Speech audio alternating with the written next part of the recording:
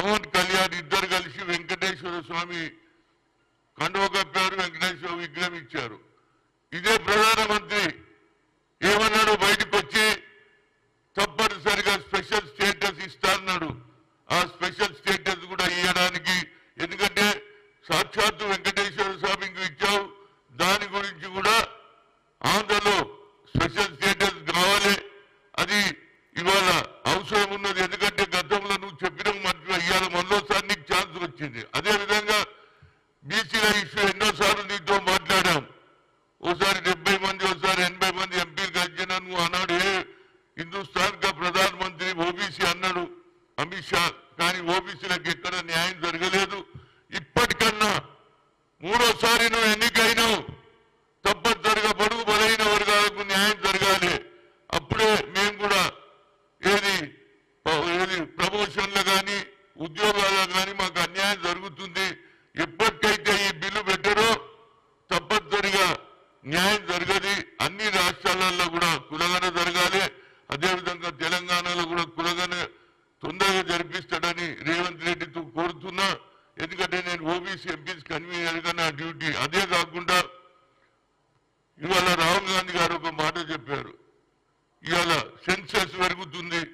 ఏదైతే ముఖ్యంగా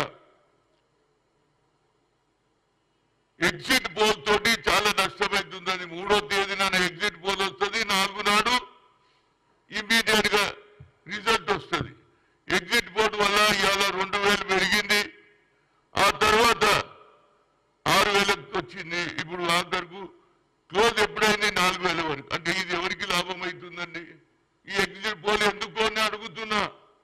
exit poll వల్ల ఒకడు పెరుగుతున్నారు, ఒకడు పడుతున్నది. ఎందుకు ఎగ్జిట్ పోల్ వల్ల ఇవాళ ఎవరికి లాభం అవుతుందో నాకు తెలియదు. కానీ తక్కువైపోయిన తర్వాత వాడు నష్టపోతున్నాడా లేదా? లాభపడ్డోడు ఎవరు పడుతుండో లేదు. ఎగ్జిట్ పోల్ వల్ల ఒక్కరోజు ముందు 3వ తేదీన ఎగ్జిట్ పోల్ వస్తుంది, ఒకేసారి 2000 పెరుగుతుంది. 2000కి వెళ్ళి ఇమీడియట్ గా రిజల్ట్ రాగానే 6000 అయింది, ఆ తర్వాత 4000కి ఆగింది. అంటే ఇది ఎవరికి లాభం అవుతుంది? దాని మీద కూడా కొంత నరేంద్ర మోడీ గారు ఆలోచన చేయాలి, పార్లమెంట్ మెంబర్స్ కూడా ఆలోచన చేయాలి.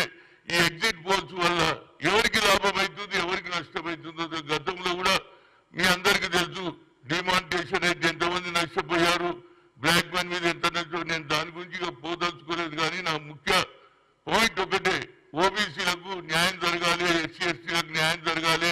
రాహుల్ గాంధీ ఎక్స్రే అన్నాడు, దాన్ని కూడా మనం